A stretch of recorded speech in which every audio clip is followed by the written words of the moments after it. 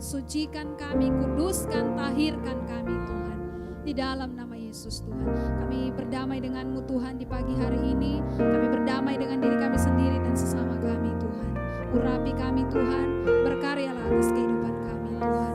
Biar Tuhan menjamah kami, Tuhan melawat kami Tuhan. Lewat pujian penyembahan yang ada, kami dipulihkan, kami disembuhkan Tuhan. Di dalam nama Yesus Tuhan. Lewat kebenaran firman Tuhan, kami juga dipulihkan Tuhan selalu Tuhan. Berkaryalah ya Roh Kudus, kami siap Tuhan untuk menikmati Tuhan persekutuan dengan-Mu di pagi hari ini. Terima kasih Bapa, terima kasih Yesus Kristus Tuhan. Di dalam nama Yesus Kristus Tuhan, kami buka ibadah kami ini. Dalam nama Yesus Kristus Tuhan, kita semua yang siap untuk ibadah pada pagi hari ini, mari sama-sama kita katakan amin. Haleluya, haleluya. Berikan kemuliaan bagi Tuhan Yesus. Haleluya. Saya menjemput kita semua untuk bangkit berdiri, dan mari kita angkat pujian ini bersama-sama. Kami berkumpul memuji-Mu.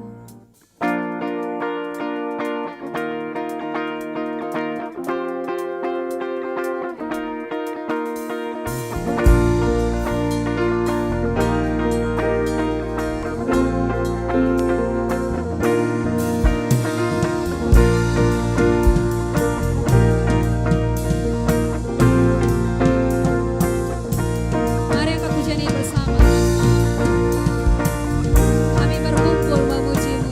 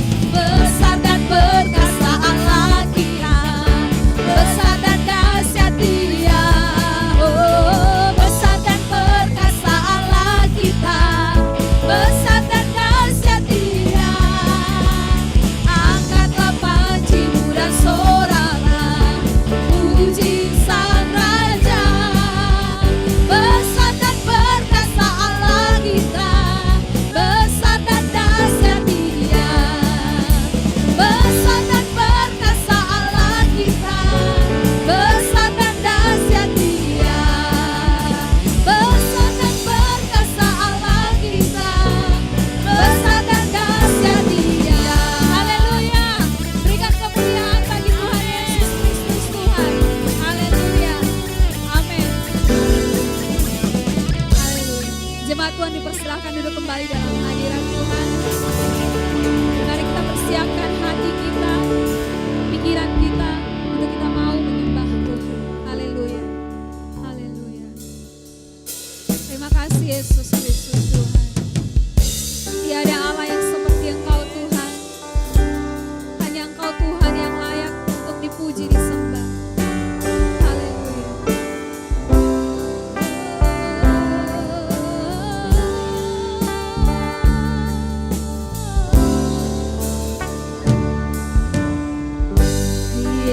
Yesusku, penyelamatku, tiada yang seperti Engkau.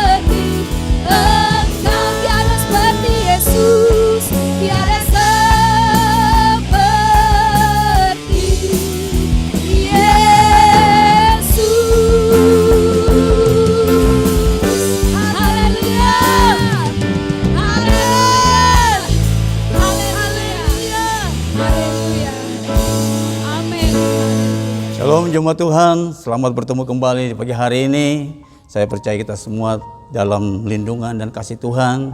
Walaupun kita masih tetap beribadah di rumah masing-masing, tetapi melalui siaran ini saya percaya tidak mengurangi hadirat Tuhan untuk terus memberkati kita. Baik, puji Tuhan, Bapak Ibu Saudara yang diberkati Tuhan, mari kita katakan kiri kanan bahwa engkau adalah orang-orang yang diberkati Tuhan. Ya, katakan kiri kananmu bahwa engkau adalah orang-orang yang diberkati Tuhan. Baik, puji Tuhan, pagi hari ini kita akan sama-sama mendengarkan kebenaran firman Tuhan. Dan kebenaran firman Tuhan yang akan saya bawakan di pagi hari ini khususnya masih di dalam suasana kemerdekaan. Ya, saya percaya hari-hari ini adalah topik di mana hidup kita adalah hidup yang dimerdekakan, hidup yang benar-benar merdeka di dalam Tuhan. Nah, saudara kasih dalam Tuhan, ada beberapa teman-teman yang mengirim di dalam Facebook yang saya baca, mereka mengartikan tentang kemerdekaan. Lalu ada yang bilang begini, apa itu merdeka? Ada yang bilang bahwa merdeka itu bebas dari intimidasi. Ada juga yang berkata bahwa merdeka itu kalau kita tahu hak dan kewajiban. Ya, ada juga yang berkata bahwa merdeka itu kalau kita tidak balas dendam walaupun punya hak dan tidak menyimpan marah meski punya kesempatan.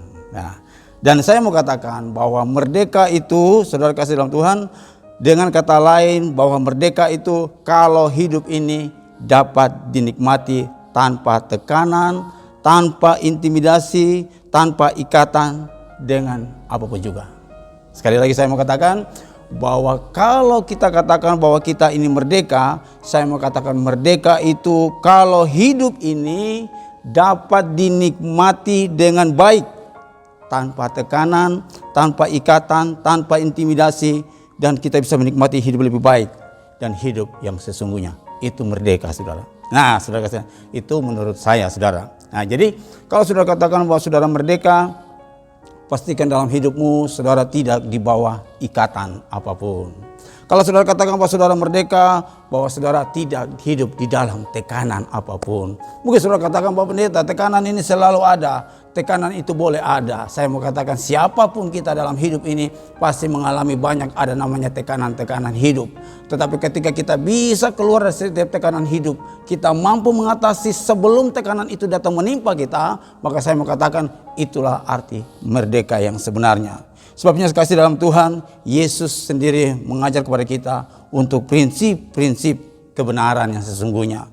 Mari kita buka bersama-sama saudara di dalam Mazmur 37 ayatnya yang ke-37. Mazmur 37 ayatnya ke-37, apabila saudara sudah dapat, sama-sama katakan amin. Dan kita akan baca bersama-sama. Perhatikanlah orang yang tulus dan lihatlah kepada orang yang jujur. Sebab pada orang yang suka damai akan ada masa depan. Saudara kasih dalam Tuhan, perhatikanlah orang yang tulus dan lihatlah kepada orang yang jujur. Sebab orang yang suka damai akan ada masa depan. Saudara kasih dalam Tuhan, ketika saya baca ayat ini saudara, saya lihat pada frase pertama dia bilang begini, perhatikan orang yang tulus, kemudian lihat kepada orang yang jujur. Tapi pada frase berikutnya dia bilang begini, sebab pada orang yang suka damai akan ada masa depan. Sepertinya kalau kita baca secara harfiah, maka seperti ada sesuatu yang kurang nyambung. Tapi kalau kita baca dengan baik, saudara, saya dapati bahwa orang yang suka damai itu adalah orang yang hidupnya tulus dan hidupnya jujur. Dengan kata lain, kalau kita hidup tulus, kita hidup jujur, maka kehidupan yang namanya kehidupan yang membawa damai itu ada dalam hidup kita. Ya saudara, jadi kalau saudara ingin hidup damai dengan semua orang, miliki yang namanya ketulusan dan kejujuran. Saudara, kenapa saudara saya katakan hal ini penting? Kenapa? Karena inilah yang membawa kepada kita hakikat kita bisa merdeka yang sesungguhnya. Itu sebabnya Yohanes 8 ayat 36 dia bilang begini, jadi apabila anak itu memerdekakan kamu, kamu pun benar-benar merdeka. Dengan kata lain, ketika kita menghidupi kebenaran firman Tuhan di dalam Mazmur 37 tadi, maka kebenaran yang itu akan memerdekakan kita yang sesungguhnya. Ya. Jadi kalau saudara ingin supaya saudara hidup ini penuh dengan damai dan sukacita, saudara ingin saudara diberkati Tuhan, maka memiliki kebenaran yang esensi, kebenaran yang sesungguhnya itu ada dalam Yesus. Apa yang Yesus ajarkan bagi kita, mari kita hidupi. Dan salah satu Yesus ajar bagi kita, supaya kita mau hidup tulus dan jujur. Sebab orang yang tulus dan jujur itu ada masa depan. Atau dengan kata lain, orang yang tulus dan jujur itu pasti orang-orang yang suka memiliki hidup yang damai dengan semua orang. Saudara kasih dalam Tuhan. Lalu apa itu tulus, saudara? Ya, tulus itu adalah rela hati. Nah, saya mau katakan kepada saudara sekalian, tulus itu rela hati. Judul kebenaran firman Tuhan yang akan saya berikan bagi kita pagi hari ini adalah merdeka dalam arti sesungguhnya hanya di dalam Yesus. Merdeka dalam arti sesungguhnya hanya di dalam Yesus. Amin, saudara. Kalau saudara tidak di dalam Yesus, apapun kemerdekaannya saudara rasa, itu kemerdekaan semu. Artinya orang lihat saudara seperti nyaman-nyaman, tapi sebenarnya saudara tidak hidup di alam yang merdeka, tidak hidup di dalam alam yang bebas. Saudara tidak menikmati hidup dengan baik. Tapi ketika saudara hidup di dalam Yesus, maka saudara akan menerima kemerdekaan yang sesungguhnya. Dan salah satu prinsip yang Tuhan ajarkan bagi kita di pagi hari ini, mari kita hidup dengan tulus dan jujur di hadapan Tuhan. Kita mau hidup dan tulus. Dan saya percaya kalau kita hidup dan tulus, saya percaya kita bisa menciptakan suasana yang penuh damai. Dan damai itulah apa yang Tuhan berikan bagi kita. Saudara kasih dalam Tuhan, sekali lagi saya mengatakan tadi, apa itu kata tulus? Tulus itu berarti saudara rela hati. Amin, saudara. Tulus artinya rela hati. Ya, ikhlas berarti tidak ada kompensasi, tidak ada timbal balik, bukan untuk tunggu dipuji, bukan untuk diperhatikan, tidak ada motivasi lain. Itu namanya tulus. Saudara kasih dalam Tuhan, akhir-akhir ini banyak orang mengaku datang kepada Tuhan. Tapi ketika mereka datang kepada Tuhan, ya, mereka datang kepada Tuhan punya motivasi yang macam-macam, saudara. Ada yang datang mau cari Tuhan karena mau dapat berkat saja. Ya, ada orang yang datang ke gereja bilang mau datang mencari Tuhan, tapi sebenarnya dia datang hanya mau cari berkat. Ada orang, saudara kasih dalam Tuhan, ya, ada banyak orang yang datang melayani, tapi punya motivasi yang tidak jelas. Saudara kasih dalam Tuhan, ya, minta maaf. Mungkin ada yang ingin dipuji, mungkin ada yang ingin supaya dihargai, mungkin ada yang ingin supaya ada kompensasi, saudara. Tapi saya mau katakan kepada saudara, ketika saudara datang kepada Tuhan hanya untuk menyenangkan Tuhan, hanya untuk memuliakan Tuhan, saudara, persoalan yang lain itu, saudara, itu urusan Tuhan. Amin, saudara. Jadi saudara, kalau saudara hidup datang kepada Tuhan dengan sungguh-sungguh, saudara melayani Tuhan dengan sungguh-sungguh, apa yang dipercayakan bagi saudara, saya percaya selebihnya itu adalah tanggung jawab Tuhan bagi saudara. Saudara jangan cari apapun Tuhan. Saudara jangan cari apapun. Saya percaya saudara, kalau saudara tulus di dalam mengikuti Tuhan, saudara tulus dalam melayani Tuhan, saya percaya Tuhan akan membukakan tingkap-tingkap langit dan memberkati saudara. Dengan kata lain, saudara datang hanya untuk menyenangkan Tuhan, bukan manusia. Itu sebabnya ketika ada orang yang datang kepada Tuhan, datang beribadah, datang ke gereja untuk beribadah, dan ketika tidak diperhatikan oleh Aser, dia pulang kepahitan. Ada orang datang melayani, mungkin tidak dikasih porsi, dia kepahitan. Saudara datang di sini melayani Tuhan, bukan melayani manusia, bukan melayani pemimpin di dalam gereja ini. Saudara melayani Tuhan. Nah, kalau saudara serius dengan Tuhan, tulus kepada Tuhan, saya percaya kalaupun manusia menghalangi saudara, Tuhan pasti berkati saudara. Amin, saudara. Jadi saudara, hidup kita ini hidup yang betul-betul tulus datang kepada Tuhan, karena tujuan kita kan cuma surga. Gereja ini hanya alat pemersatu kita untuk kita bersekutu, berdoa bersama-sama, saling membangun dalam roh. Ya, jadi kalau di dalam kehidupan kita dalam komunitas gereja ini, mungkin ada yang tidak sesuai dengan keinginan kita, mungkin ada yang tidak sesuai dengan harapan kita yang kita alami. Saudara jangan kecewa, karena saudara datang sini hanya untuk menyenangkan Tuhan. Dan ketika saudara datang sini dan saudara melihat kiri kanan saudara kecewa, lalu saudara mundur, maka apa yang merupakan fokus saudara akan keluar dari tujuan hidup saudara. Dan saya mau katakan, yang dirugikan adalah pribadi kita sendiri. Kita tidak sampai kepada tujuan kita, yaitu sorga rumah Bapa. Kita tidak bisa sampai kepada tujuan kita bagaimana kita membangun hubungan kita dengan Tuhan. Karena yang ada dalam diri kita adalah sikap hati yang tidak benar. Saya katakan saudara sekalian. Jadi saudara kasih dalam Tuhan. Kalau saudara, mari kita lihat bersama-sama dalam 1 Tawari 28 ayat 9. Dia katakan begini. Dan engkau anakku Salomo, kenallah ayahmu dan beribadahlah kepadanya dengan tulus ikhlas dan dengan rela hati.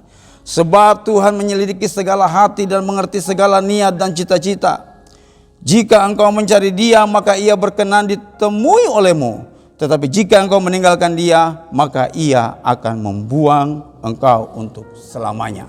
Saya baca sekali lagi buat saudara. Dan engkau anakku Salomo, kenallah Allahmu, Allahnya ayahmu, dan beribadahlah kepadanya dengan tulus ikhlas dan dengan rela hati.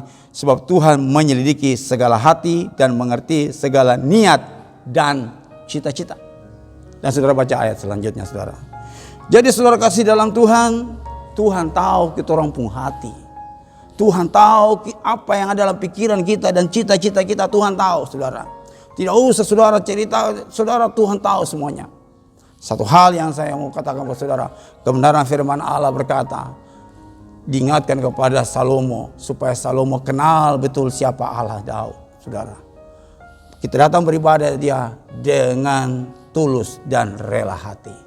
Jangan dengan paksa, jangan dengan motivasi yang lain, saudara. Saudara kasih dalam Tuhan, saya melihat ada beberapa jemaat yang datang beribadah tempat ini. Mereka datang beribadah, setelah itu mereka pulang, mereka diberkati firman Tuhan. Mereka aman-aman saja. Tapi yang saya heran adalah begitu banyak kita pelayan-pelayan Tuhan. Ada yang sudah mengaku pelayan Tuhan, bahkan sudah terlibat di dalam pelayanan, tapi menunjukkan sikap yang seolah-olah membuat, kata dalam tanda kutip, sedikit membuat kegelisahan di antara jemaat Tuhan, para pelayan-pelayan Tuhan yang ada. Saudara, kita ada di sini untuk saling membangun.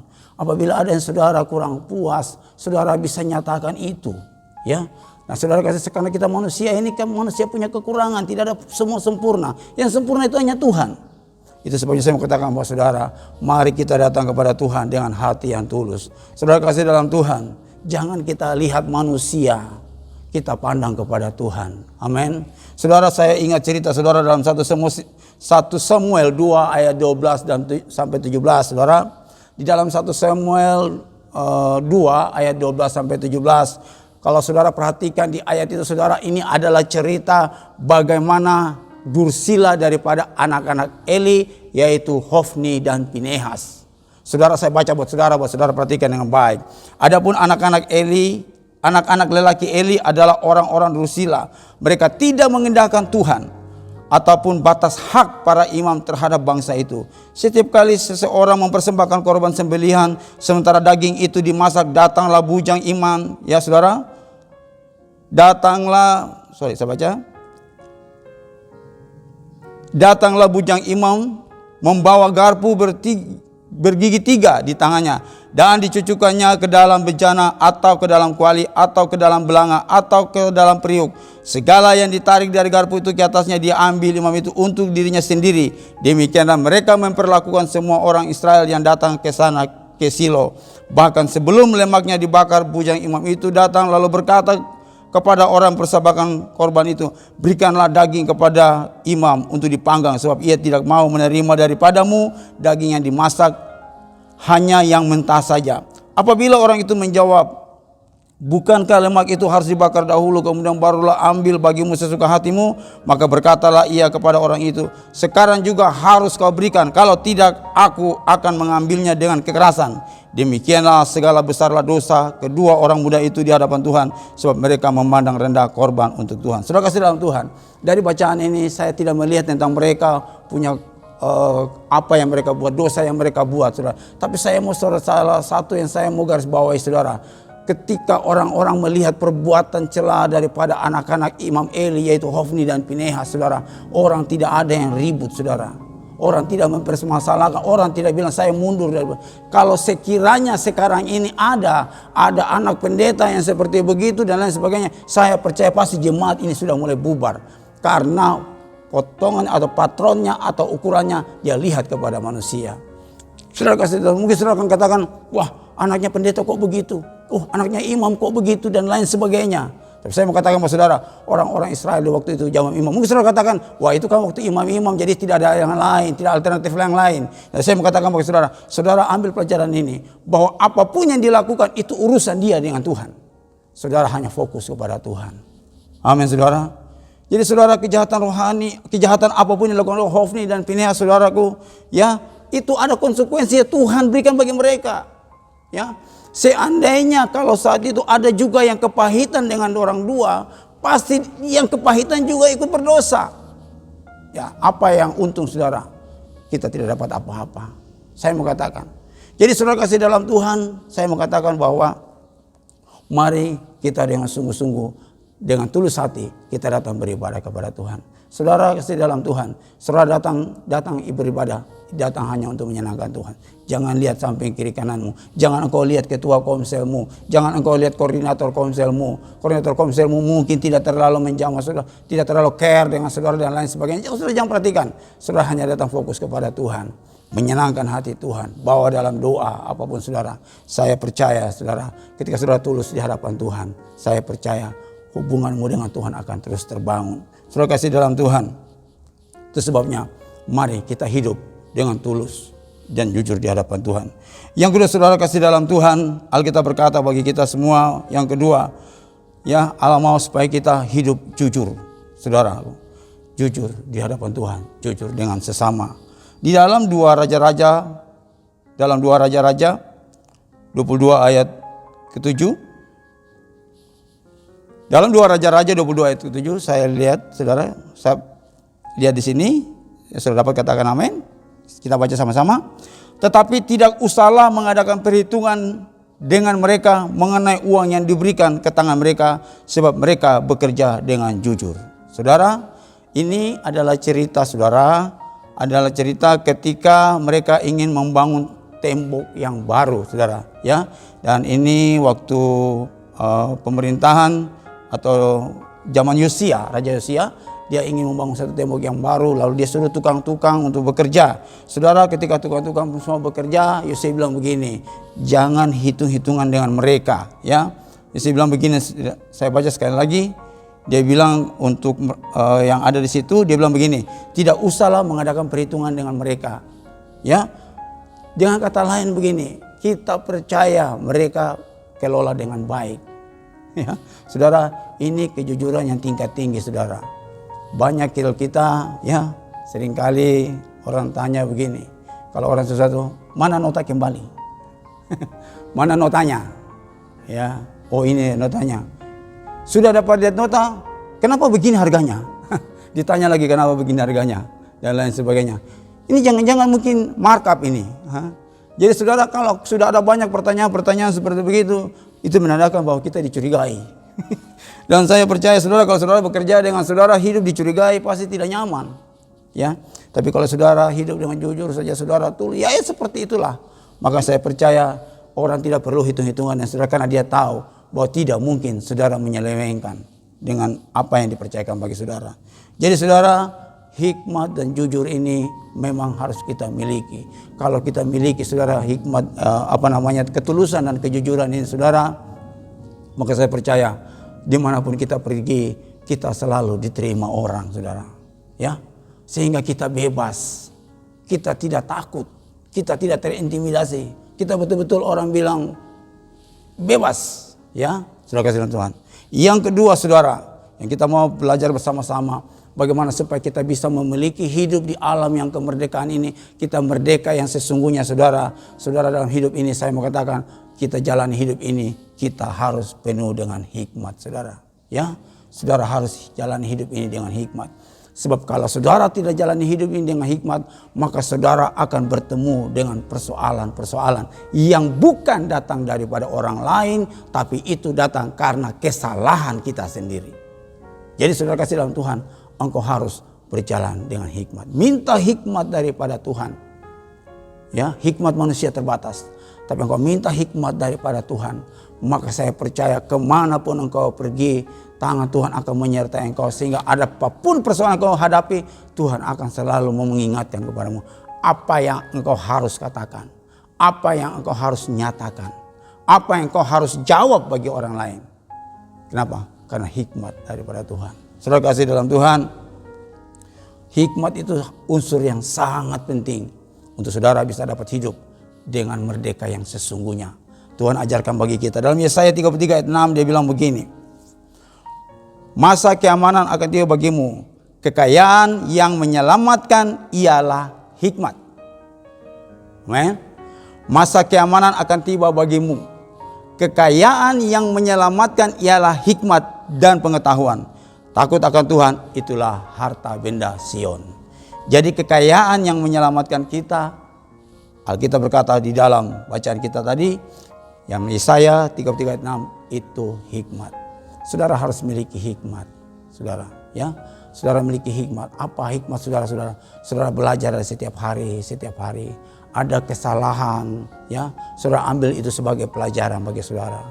Ketika ada kesalahan apapun, saudara tidak langsung marah, lempar sana, lempar sini, lepas tanggung jawab dan lain sebagainya. Saudara ambil itu sebagai pelajaran bagi saudara. Itu pertanda bahwa saudara sementara belajar dan saudara sementara mengisi hidup saudara dengan banyak pengalaman. Saudara, kalau saudara menjumpai suatu persoalan, saudara jangan serta-merta menyalahkan orang lain, ya. Tapi saudara ambil itu sebagai hikmat. Apa hikmat di balik ini? Nah, saudara, dan saya percaya hikmat itu yang akan menjadi kekayaan bagimu. Engkau akan kaya di mana-mana pun engkau akan dipanggil. Engkau akan dipakai sebagai pembicara, sebagai penasehat. Karena engkau mempunyai hikmat yang luar biasa. Saudara kasih dalam Tuhan. Bahkan Pengkhotbah pasal 9 ayat 18 dia bilang begini. Hikmat lebih baik daripada alat-alat perang. Ya. Jadi hikmat itu lebih baik dari alat-alat perang. Apa gunanya saudara punya semua perlengkapan semua? Saudara punya alat-alat semua. Tapi kalau saudara tidak punya hikmat, saudara tidak ada apa-apanya saudara. Kita semua tidak ada apa-apanya. Itu sebabnya saudara, saya senang melihat ada beberapa film MacGyver saudara. Saya lihat kadang-kadang tidak ada apa-apa di situ, tapi dia bisa buat menjadi sesuatu yang luar biasa. Dan dia bisa pakai untuk bagaimana menyelamatkan diri. Saya lihat walaupun film itu ya cuma istilahnya hiburan saja, tetapi ada hikmat. Saya lihat, luar biasa saudara. Jadi saudara kasih dalam Tuhan, hikmat ini sangat penting.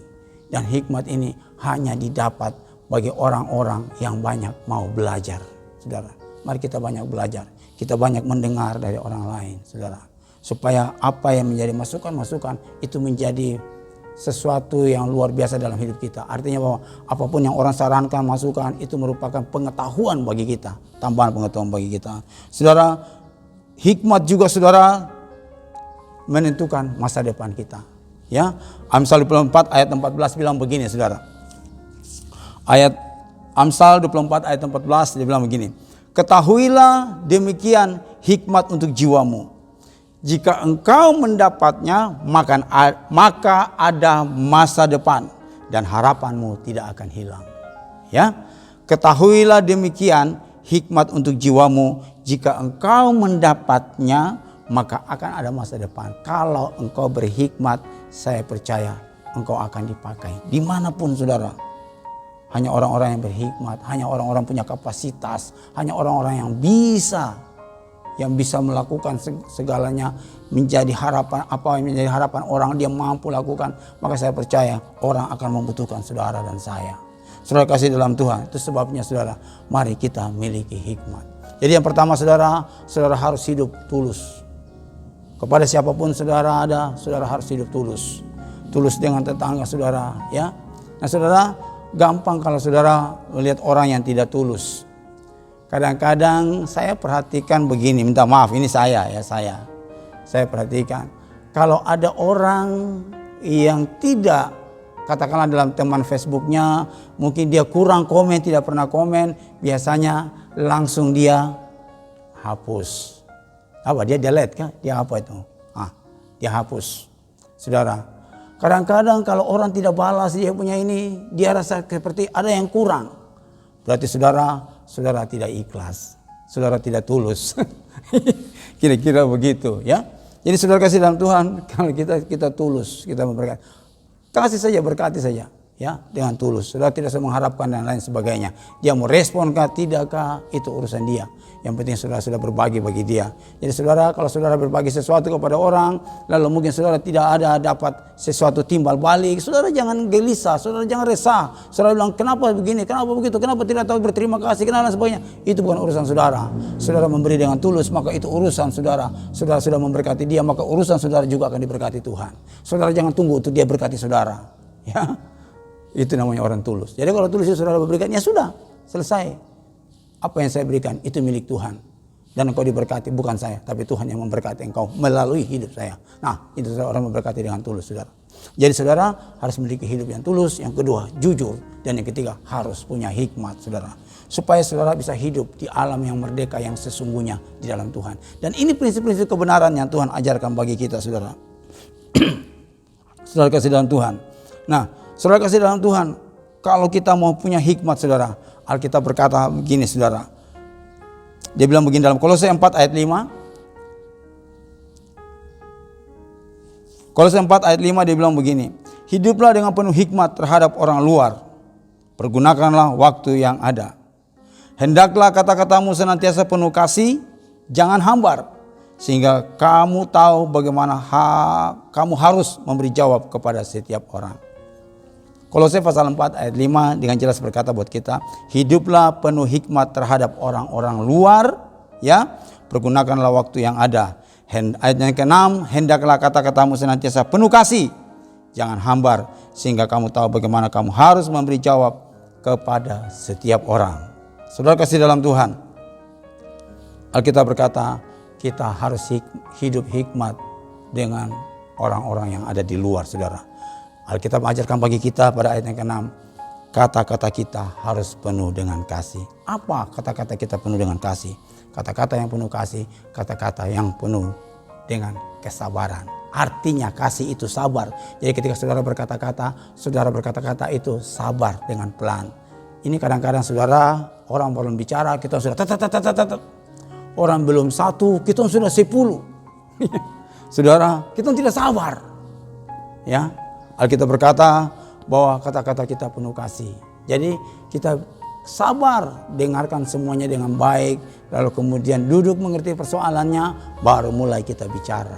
Nah, kadang-kadang saudara, kita akui bahwa kadang-kadang ini orang belum bicara 1 sampai 5, kita sudah 15. Nah ini saudara, sehingga di antara banyak kata-kata itu ada lagi yang salah, yang membuat orang lain tersinggung. Kenapa? Karena ada miskomunikasi, kurang nyambung, saudara. Kenapa? Karena kita tidak sabar, saudara. Alkitab berkata bahwa kita harus sabar, saudara. Karena dengan kata-kata ini, saudara, seringkali kita membuat orang lain tersandung. Dengan kata-kata kita, dengan mulut kita ini, kita membuat orang lain tersandung. Kalau orang lain sudah tersandung, saudara, seringkali namanya terjadi yang namanya perselisihan. Ya, saudara kasih dalam Tuhan. Dan ini seringkali kita jumpai. Seringkali karena kata-kata yang kita sampaikan, akhirnya orang lain tersandung. Orang lain tersandung, maka terjadi perselisihan. Tapi saya mau katakan bahwa saudara dalam Tuhan, pergunakanlah saudara kata-kata dengan baik. Pergunakanlah bahasa yang baik. Supaya bahasa itu, atau dengan kata-kata, atau dengan apa yang kita ucapkan, itu membangun orang lain. Tapi pun saudara, saya mau katakan bagi saudara, selagi kita masih ada, saudara kasih dalam Tuhan, saya mau katakan, mari kita jauhi yang namanya perselisihan. Ya, perselisihan itu tidak ada untung, saudara. Ya, dimana-mana pun perselisihan itu tidak ada untung. Mungkin saudara katakan, saya membela hak saya. Itu betul, saudara. Kalau contoh saudara, kalau saudara berselisih dengan pelanggan, kalau saudara seorang penjual, pedagang, saudara berselisih dengan penjual, mungkin saudara menang, mungkin saudara benar, tapi ruginya saudara kehilangan satu pelanggan. Ya toh? Kalau saudara berselisih dengan teman kerja, mungkin saudara menang, mungkin saudara benar dan lain sebagainya. Tapi saya mau katakan buat saudara saya mau katakan bahwa saudara telah kehilangan semangat kerja dalam tim. Ya, coba kalau saudara dalam satu tim, saudara beda pendapat itu biasa. Ya, tapi segera diselesaikan dan kita siap menerima pendapat orang lain. Siap terima kritikan dan siap menerima pendapat orang lain. Jadi kalau semua orang setuju, kita saja tidak, kita terima yang setuju, saudara. Sebab pun kalau engkau tidak terima dan engkau terus ngotot, saudara, maka saya mau katakan bahwa saudara, dimanapun saudara bekerja, saudara tidak akan merasa nyaman bekerja dalam satu tim. Jadi saudara, perselisihan itu tidak ada untungnya. Apalagi saudara, kalau saudara berselisih dengan bos. Iya. Kalau saudara sudah berselisih dengan bos, mungkin saudara benar, mungkin saudara menang. Tapi saya mau katakan, tinggal tunggu waktu saja kapan kau check out dari situ. Kenapa saudara? Karena saudara, kita bekerja ini, ya itu tadi. Hidup selalu berselisih, saudara. Jadi saudara, saya mau katakan, jangan hidup berselisih. Kalaupun ada salah paham, mari kita selesaikan terbuka. Apalagi kita sebagai anak-anak Tuhan, mari kita datang dan kita bicarakan. Ya, ada satu orang bilang sama saya, tidak ada persoalan yang tidak ada solusi. Ya, saya bilang luar biasa, memang betul. Apapun persoalan pasti ada solusi, ada solusinya. Baik atau tidak itu tergantung daripada persoalan itu sendiri. Jadi saudara kasih dalam Tuhan, pastikan bahwa hari-hari hidup ini, hari-hari terakhir ini, dalam kehidupan kita ini, mari jangan kita hidup dalam berselisih, saudara. Ya, apapun namanya saudara, kalau saudara sudah berselisih, maka saya mau katakan pada prinsipnya kita kalah. Walaupun dalam perselisihan itu kita dinyatakan benar, tapi saya mau katakan pada prinsipnya kita sudah kalah. Kenapa saudara? Karena yang menang adalah ego kita. Pasti. Ya, ego kita akan menang. Dan kalau ego kita itu menang, otomatis akan menjatuhkan diri kita, saudara. Menjatuhkan jati diri kita, saudara. Ya, orang tidak simpati dengan kita. Itu kalau berselisih, saudara. Jadi saya mengatakan bagi Bapak Ibu saudara sekalian pagi hari ini, kalau saudara ada perselisihan, mari selesaikan dengan baik. Tidak ada persoalan yang tidak dapat diselesaikan ketika saudara turunkan ego saudara dan saudara lihat kepada Yesus. Maka saya percaya rencana indah Yesus itu akan terus hidup dalam kehidupan saudara. Kalau saudara pertahankan ego saudara, saudara selalu menyatakan saudara yang benar, saudara tidak pernah mau merasa kalah dan lain sebagainya, maka dipastikan saudara secara prinsip saudara kalah. Orang-orang akan tidak simpati dengan kita, saudara. Saudara kasih dalam Tuhan. Jadi saudaraku kasih dalam Tuhan, mari kita berusaha supaya kita hidup ini menjadi berkat bagi orang lain. Saudara kasih dalam Tuhan, saya mau katakan bagi saudara, tidak perlu juga saudara menjelaskan siapa dirimu kepada orang lain. Ya, tidak perlu saudara menjelaskan siapa dirimu kepada orang lain. Kenapa saudara? Karena kalau orang yang menyukaimu tidak butuh hal itu.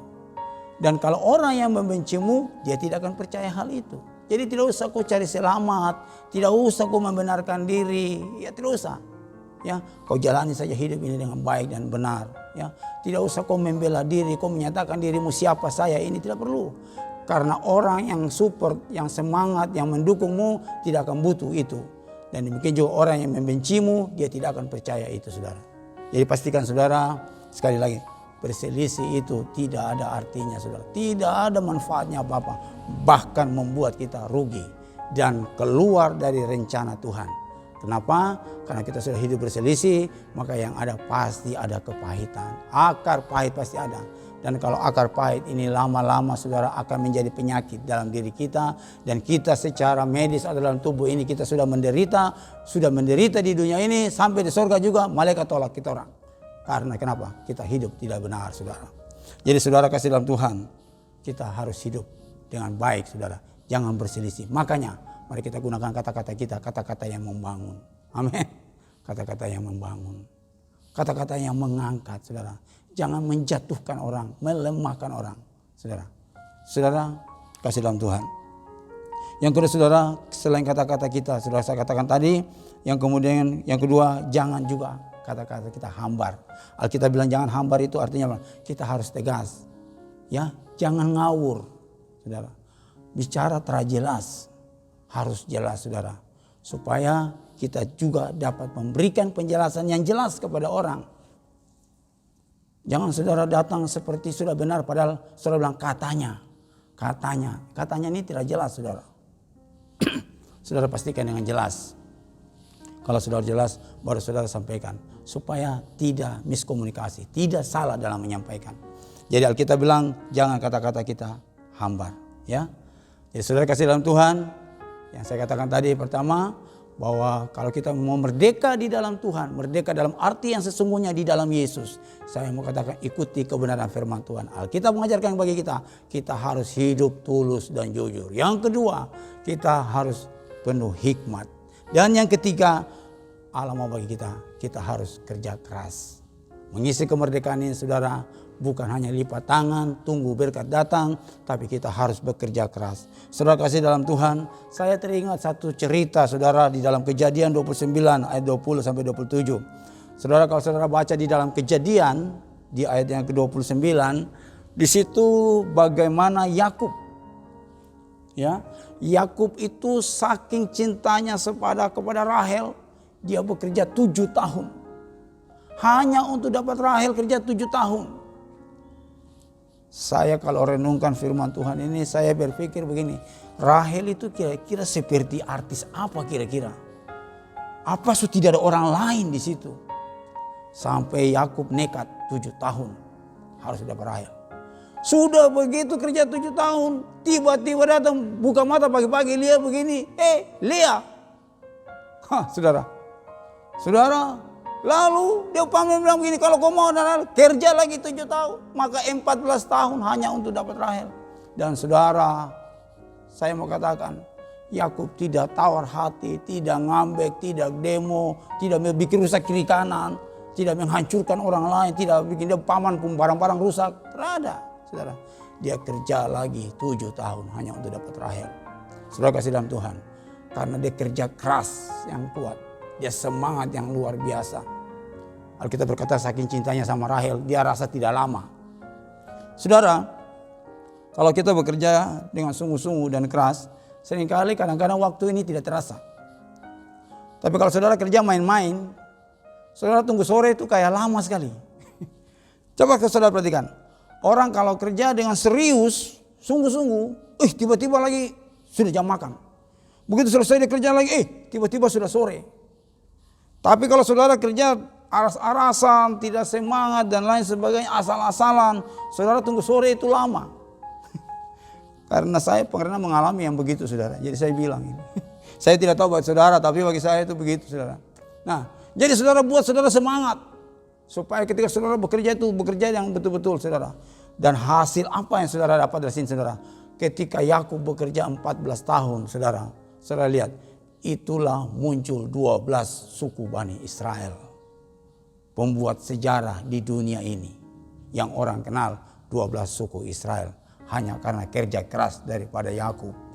Saudara, tak sia-sia. Saudara. Jadi kalau saudara hidup sungguh-sungguh di hadapan Tuhan, saudara kerja keras saudara. Maka saya percaya saudara diberkati luar biasa. Saudara belajar dari Yakub saudara. Ya, walaupun dia dapat tipu, dia tak patah semangat. Ya. Bisa saja mungkin sehari-hari dia kerja karena saking jengkel mungkin dia kasih rusak apa-apakah. Atau mungkin dia suruh ternaknya mau mati kah, mau apakah. Saking jengkelnya. Tapi Alkitab berkata tidak. Dia bekerja dengan baik. Justru setelah dia mungkin 14 tahun ketika dia mau keluar, mau pulang. Apa semua yang digembalakan diberikan kepada dia. Saudara kasih dalam Tuhan. Dia diberkati luar biasa. Kenapa saudara? Karena dia kerja keras saudara. Saudara kasih dalam Tuhan. Paulus adalah tipe juga orang yang bekerja keras. Ya, dia bekerja keras luar biasa. Akhirnya apa? Injil boleh disebarluaskan sampai ke Asia. Sampai saat ini ada di kita punya telinga ini. Injil disebarluaskan. Karena sosok yang namanya Paulus. Dia kerja keras. Saudara kasih dalam Tuhan. Dan setiap orang-orang yang kerja keras itu dengan niat yang tulus, saya percaya itu tidak sia-sia. Allah perhitungkan semuanya. Karena saudara bekerja dengan tulus. Saudara tidak kerja, orang istilah bilang pancuri tulang. Ya, tunggu yang baiknya saja. Yang tidak baik kasih orang lain. Saudara, kalau saudara kerja dengan tulus, apapun yang saudara harapi, saudara kerja dengan penuh tanggung jawab, maka saya percaya saudara akan dipercayakan perkara-perkara yang luar biasa, saudara. Jadi saudara kasih dalam Tuhan, wujud dari kebenaran yang memerdekakan kita. Saudara, apa hasilnya saudara ketika kita melakukan beberapa hal tersebut di atas? Yang pertama, kita hidup tulus dan jujur. Yang kedua, kita hidup penuh hikmat. Dan yang ketiga, kita hidup dengan bekerja keras. Maka saya mau katakan bagi saudara, hasil akhir yang saudara dapat. Yang pertama saudara, kita dapat diterima dimanapun dan kapanpun, serta di komunitas manapun. Ya, saudara dapat diterima dimanapun, kapanpun, serta di komunitas atau kelompok atau di daerah mana sekalipun. Saudara pasti diterima. Karena saudara punya integritas yang luar biasa. Ya, saudara adalah orang-orang yang diandalkan. Saudara orang yang dipercaya. Saudara orang-orang yang luar biasa. Maka dimanapun saudara berada, saudara akan dipercaya orang lain. Yang kedua saudara, wujud atau hasil akhir daripada apa yang kita hidupi dalam kebenaran firman Tuhan tadi saudara. Yang kedua, kita bisa hidup tenang tanpa ada intimidasi. Ya, kita hidup enjoy, tenang. Kita menikmati hidup dengan baik. Tidak ada intimidasi, tidak ada ketakutan, ya, tidak ada yang kejar-kejar kita orang. Ya. Jadi saudara, seringkali yang bikin orang dikejar-kejar itu kadang-kadang biasanya itu tukang hutang, ya. Ya saudara, ini sedikit keluar dari firman Tuhan, tapi saya mau katakan sedikit keluar dari konteks kita di pagi hari ini, tapi saya mau katakan, saudara, kita semua, saudara, pastikan bahwa kita semua ini disenangi orang, saudara. Kita berusaha supaya memang semua orang tidak bisa senang kita, tapi saya mengatakan minimal orang senang kalau kita ada dimanapun kita berada. Jadi di komunitas manapun kita dapat diterima saudara. Jadi saudara kasih dalam Tuhan supaya saudara bisa hidup tenang, ya. Saudara tidak tersandung dengan apapun. Jaga kata-katamu dengan baik. Yang ketiga saudara, berkat Tuhan mengalir dalam hidupmu, ya. Ketika saudara melakukan ketiga hal ini tersebut di atas, saudara, berkat Tuhan akan otomatis mengalir dalam hidupmu. Orang akan percayakan saudara, mungkin hal ini, besok ini, dan saudara semakin hari semakin dipromosi. Ya, jadi saudara kadang-kadang orang bilang begini, Tuhan, kami percaya janjimu, kami percaya janjimu bahwa kami ini Tuhan bukan ekor, tapi kami akan naik menjadi kepala. Saudara menjadi kepala, saudara bukan gampang. Kepala itu ikut proses seperti ini, ya, baru saudara bisa naik jadi kepala. Kalau cuma saudara yang mengaminkan saja untuk terus jadi kepala, tapi saudara tidak pernah lakukan kebenaran firman Tuhan, saudara tidak akan menjadi kepala. Malah bisa jadi saudara jadi kepala batu lagi tambah. Tapi kalau saudara betul-betul melakukan kebenaran firman Tuhan, maka saya percaya Tuhan akan promosi saudara. Yang keempat saudara, pintu-pintu berkat itu semakin dibukakan bagi kita. Nah saudara kasih dalam Tuhan, hal ini yang akan datang bagi kita ketika kita hidupi kebenaran firman Tuhan. Nah saudara, bagaimana caranya supaya kita bisa melakukan ini dengan baik? Saudara, Alkitab berkata bagi kita semua, mari kita mau taklukkan diri kita, ego kita saudara, ego kita, nafsu kita. Mari kita mau menguasai diri kita dalam setiap tindakan kita. Jangan emosi mendahuluinya, ya, jangan nafsu yang mendahuluinya saudara. Tapi mari kita berhikmat, apapun yang datang, mari kita berhikmat saudara. Saya percaya saudara menguasai kata-kata saudara, menguasai emosi saudara, menaklukkan diri saudara, maka saya percaya saudara akan tampil menjadi orang-orang yang luar biasa. Demikianlah firman Tuhan bagi kita di pagi hari ini. Kiranya firman Tuhan pagi hari ini memberikan kekuatan bagi kita, supaya kita dapat menikmati hidup di tengah-tengah alam kemerdekaan di negara kita yang beberapa hari yang lalu kita sudah rayakan 75 tahun. Dan saya percaya negara ini aman dan sejahtera dan makmur. Saya percaya kita pun yang hidup di negara yang aman dan makmur itu juga merasa adanya kedamaian, ada kemerdekaan. Merdeka dalam arti sesungguhnya di dalam Yesus. Dan kalau saudara mengerti hal ini saudara, maka hari-hari hidup saudara, saya percaya hari-hari hidup saudara, hari-hari hidup yang menjadi berkat bagi orang lain. Tuhan memberkati kita semua. Amin.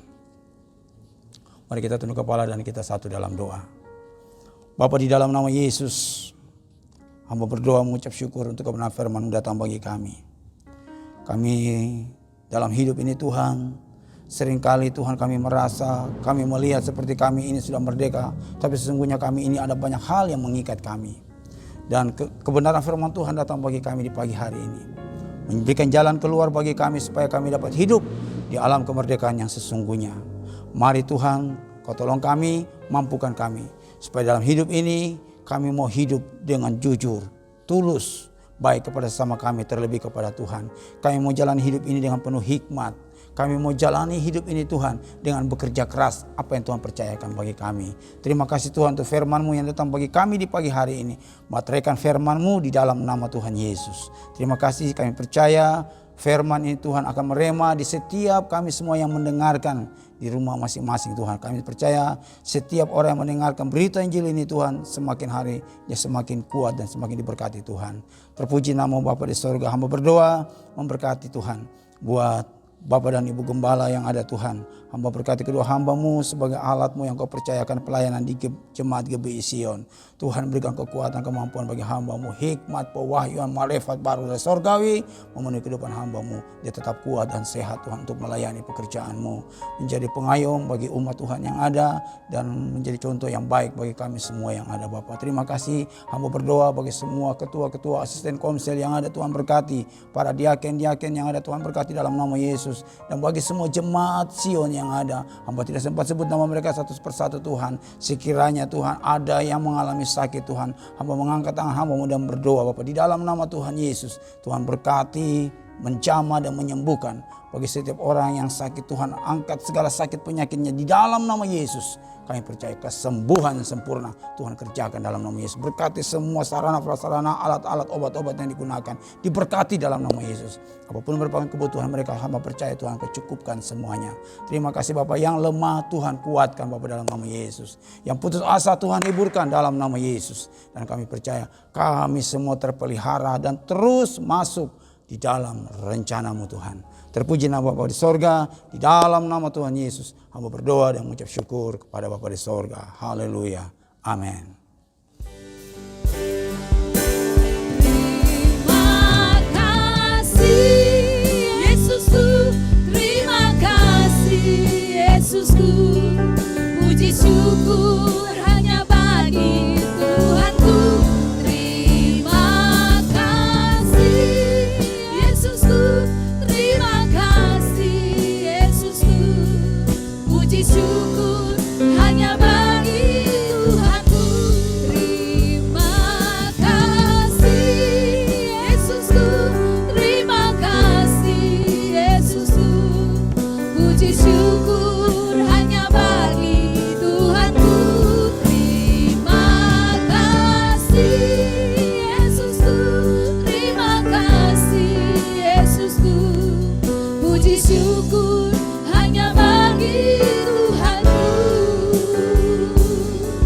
Puji syukur hanya bagi Tuhanku. Puji syukur hanya bagi Tuhanku.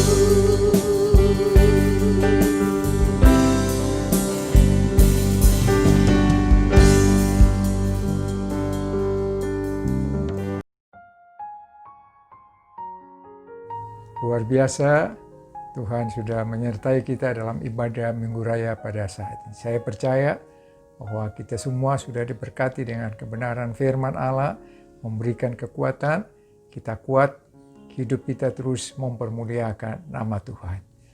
Pengumuman, minggu depan kita ibadah online tapi yang terakhir kali.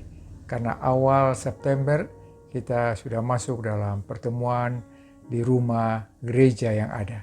Jadi saya berharap Bapak Ibu juga bersabar supaya awal September kita sudah mulai lagi beribadah di rumah gereja seperti biasa. Haleluya. Bapak Ibu yang kekasih, mari kita akan akhiri ibadah kita di Minggu Raya, ibadah Minggu Raya ini. Kita berdoa. Bapa, dalam nama Tuhan Yesus Kristus kami bersyukur karena Tuhan baik, Tuhan peduli, Tuhan mengasihi kami. Bapa sudah campur tangan, sudah ambil alih sehingga ibadah kami hari ini boleh berjalan dengan baik kami semua sudah diberkati dengan kebenaran firman Allah. Terima kasih Bapa, agung mulialah namamu dari kekal hingga kekal. Kami bersyukur. Terima kasih, kami berdoa bagi jemaat Sion secara keseluruhan. Bagi yang berulang tahun dalam usbu ini, kami minta penyertaan pemeliharaan Tuhan. Biarlah mereka tetap sehat kuat di usia yang baru. Mereka terus diberikan kekuatan, damai, sejahtera, sukacita di dalam nama Tuhan Yesus Kristus. Terima kasih Bapa, terima kasih. Semua hamba-hamba Tuhan yang sudah melayani, hamba firman, Bapa kembalikan urapan baru, hikmat pewahyuan surgawi sempurna, pakai terus Tuhan, hamba-Mu layak untuk melayani pekerjaan Tuhan. Semua pelayan-pelayan yang melayani, karunia talenta-talenta yang ada, itu terus dilipat gandakan. Kami taat setia melayani Tuhan, karena Tuhan Yesus sudah lebih dulu melayani kami. Terpuji namamu, kami bersyukur. Bapa sempurnakan apa yang kami lakukan ini, kiranya berkenaan di hadapan-Mu hanya untuk memuliakan nama Tuhan. Kami tutup ibadah Minggu Raya ini di dalam nama Tuhan Yesus Kristus. Kekasih-kekasih Kristus, mari arahkan hati dan pikiran kepada Tuhan dan terima berkat Tuhan. Tuhan memberkati saudara-saudara dan melindungi saudara-saudara. Tuhan menyinari saudara-saudara dengan wajah-Nya dan memberikan kasih karunia. Tuhan menghadapkan wajah-Nya kepada saudara-saudara dan memberikan damai sejahtera. Anugerah, rahmat dan pertolongan dari Allah Bapa, kasih karunia dan damai sejahtera dari Tuhan Yesus Kristus, serta persekutuan yang manis dari Roh Kudus senantiasa menyertai, memberkati saudara-saudara semua. Mulai siang ini sampai Maranatha, Tuhan Yesus datang menjemput kita semua. Kita yang percaya dan diberkati, sama-sama katakan, amin. Haleluya. Kita berjumpa kembali dalam ibadah minggu depan. Tuhan Yesus memberkati.